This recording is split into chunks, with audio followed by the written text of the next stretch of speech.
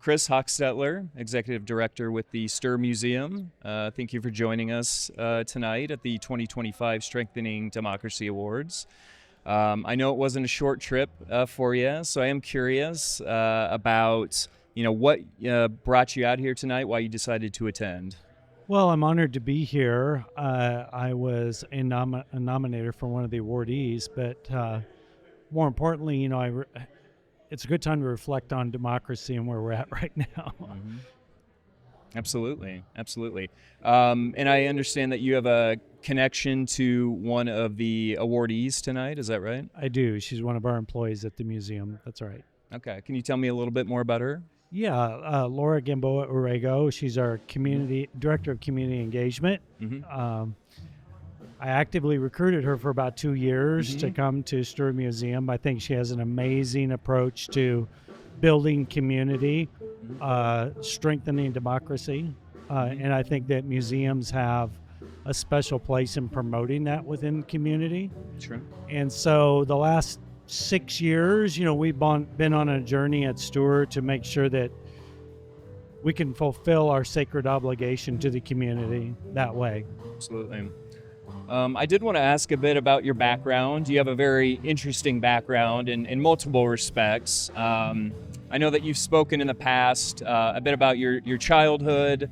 I know that you grew up as the son of a single mother, and I understand you were living out of a car for a while and kind of went through the child or foster care system. Wondering if you would be willing to talk a little bit about sort of how you think that shaped the person that you become and sort of your perspectives on service and trying to help others. Yes, it's a good question, Scott. Had a tough upbringing, as you mentioned. I was born and raised in Gretna, Nebraska. Back then, there wasn't a lot of services, for folks. There weren't a lot of safety nets there. I think in town we had a Goodwill. That was about the only nonprofit that existed at the time to help folks who were really in distress. And, rural poverty is a real thing. It still is a real thing today. But back almost 60 years ago now, it was a real serious issue. And Grand Island's always been a community that was somewhat of a higher poverty level than the rest of the state. So I was a product of that, and we were homeless for much of my childhood. Kind of in and out of schools.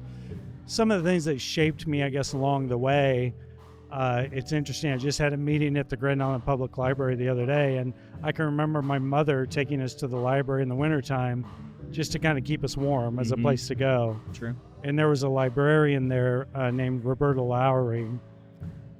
She's since deceased, but she was really kind of the first one that got me turned on to books, And so while we were homeless, we could read and, we could explore and those types of things.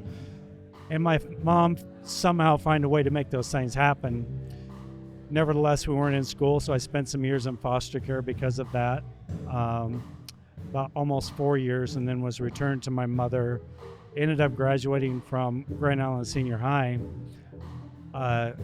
Those last couple of years with my mom were pretty tough. We were still very impoverished, so I worked a full-time job when I was a junior and a senior in high school.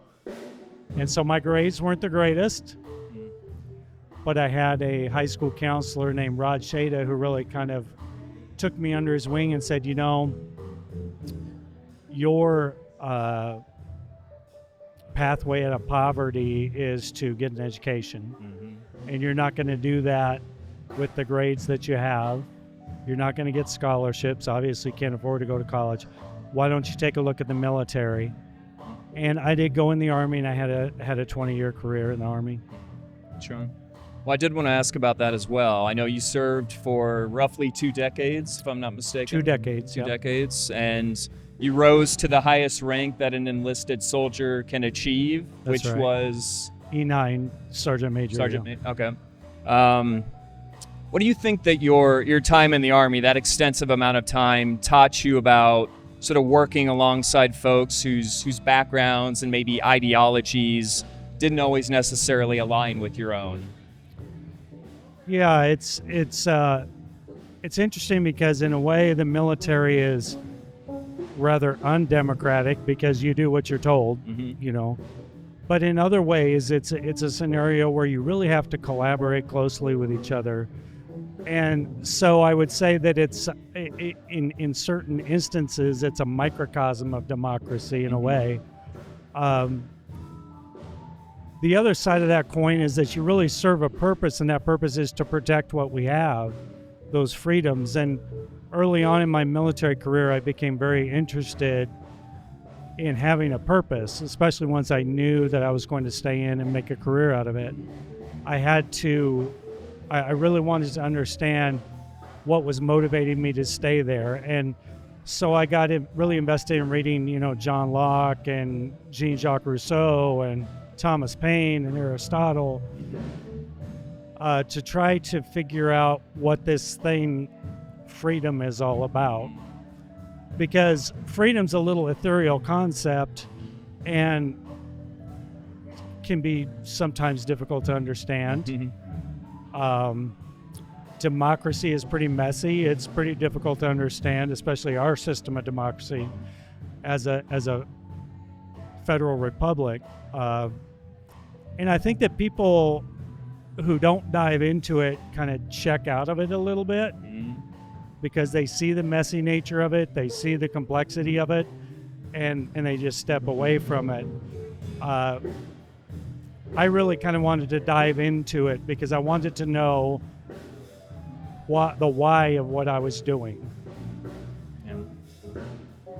I was also wondering, and I think it's related to what you were just talking about, but how your service in the armed forces really did prepare you for and maybe also inspired you to lead the life of service as a civilian that you clearly have since you left the service. Can you talk a bit about that as well? Thank you, Scott. I think that along the way, it always helps to have good mentors. You know, people who invest in carrying you. And I often say that I've stood on the shoulders of giants. I mean, that's a phrase that's been used before. I borrowed it. But I've been uplifted every step of the way throughout, you know, my childhood by either counselors in school who recognized something in me, my foster parents, a public librarian, you know, and while I was in the service, my fellow servicemen, men and women as well. So as I was getting ready to retire, I was searching for what I would do next. And I knew that I wanted to do something decidedly different because I wanted to maybe bring more life-giving things into the world rather than life-taking things. Sure. And so I did go to school for nonprofit management with a public administration degree. And I didn't know a whole lot about nonprofits, but I knew that there was service to community there. And that's why I pursued that education. I was fortunate on the way out of the Army to get hired at a pretty senior level with a national nonprofit. Spent some years there really kind of learning what nonprofits are all about.